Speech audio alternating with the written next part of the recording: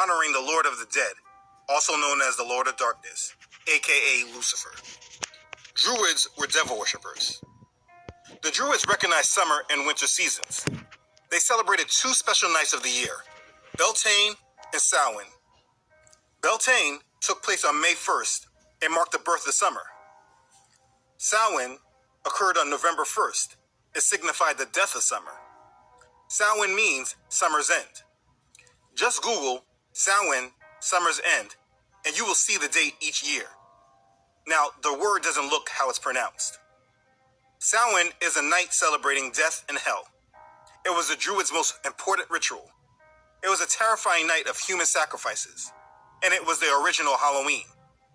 So Halloween and Samhain are the same thing, but let's keep going. The Druids' New Year started on November 1st, so obviously their New Year's Eve is October 31st. The Druids believed that on this night, all of the people who died in the past year would rise up and search for the passageway to the netherworld. On this night, the passageway or veil between both worlds was its thinnest. Their lord, Samhain, would roam the earth in search of these souls to capture them and take them to the world of darkness. To this day, some people put lights in the windows to help the dead find their way and keep Lord Samhain away from taking them. The World Book Encyclopedia states, the Celts believed that the dead could walk among the living at this time. The living could visit with the dead. This ancient belief was even paired with the ability of some people to communicate with these spirits of the dead. And at Samhain, this was something to be embraced, even celebrated. They felt they surely could find some way to capitalize with communicating to these spirits, like gathering occult power or the spirits giving them knowledge, etc. So this is where Halloween and its customs started, with the Celtics and their pagan devil-worshipping priests, the Druids. So as we move more into history, we go to the beginning of the 7th century, where we see Pope Gregory I. The Roman Catholic Church was moving along with their world domination in the name of God, and they were now seeking a mass conversion of Britain and Ireland, where of course the Celtics are from. In order to assist the conversion, instead of doing away with the native people's customs and beliefs, the Pope adopted them. They didn't do away with Samhain. They adopted it, but changed the name. Samhain to the Roman Catholic Church was now All Saints' Day.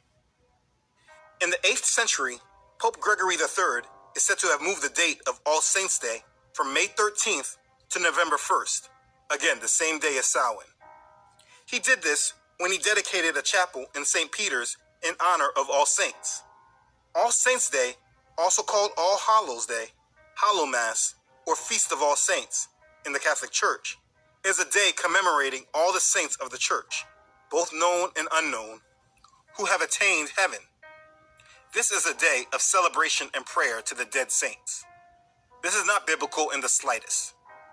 In Latin America, this time is also known as the Day of the Dead, again with people praying to the dead. So October 31st, the night before All Saints' Day, also known as All Hallows' Day, is the time of the most intense activity, both human and supernatural. They believe it allows the souls of the dead to come back to earth and walk among the living on this day. This is the eve of All Hallows' Day. Let me break it down. The day before All Hallows' Day, October 31st, was recognized as All Hallows' Eve. Remember, All Saints' Day is also known as All Hallows' Day. Hallow replacing saints. Hallow as a verb is to honor as holy, but as a noun it means saint. Een is a contraction of eve or evening before. This is where we get Halloween. Hallow plus een, the eve of All Hallows' Day. This is the day where people worship the dead. Halloween is a lot like Christmas. The Roman Catholic Church adopted it to appease their converts and try to place a holy name and cause around a pagan, devil-worshipping tradition. Now that you know where Halloween comes from, let's talk about the customs and practices that are associated with Halloween. Going back to the Druids, because again, this tradition comes from them, the Druids performed horrifying human sacrifices and other vile rituals during Samhain. Let there be no doubt, Samhain night was a terrifying covenant with death and with hell. The Druids believed during Samhain the mystical veil separating the dead from the living opened. The Druids taught that these Roman spirits loosed on Samhain when searching for a body to possess. Druid priests led the people to diabolical worship ceremonies in which horses, cats, black sheep, oxen, human beings, and other offerings were rounded up, stuffed into wicker cages, and burned to death. This was done to appease Lord Samhain and keep spirits from harming them. Again, Halloween has always been a celebration of death. This is also where the origin of bonfires come from. The word bonfire actually comes from bone fire, which was all that was left after the sacrificial ceremonies were ended. To obtain offerings for these bonfires, Druid priests would go from home to home asking for animals and humans. Those who gave were promised prosperity in the coming year, and those who did not were cursed and threatened. Trick-or-treating. Some people thought they could exorcise these spirits from their presence, meaning cast them out, or free themselves from any evil sway one of them might bring. It was believed that all of the wandering spirits would get hungry. By setting out food for these spirits, even providing shelter of some kind for them, you could appease them.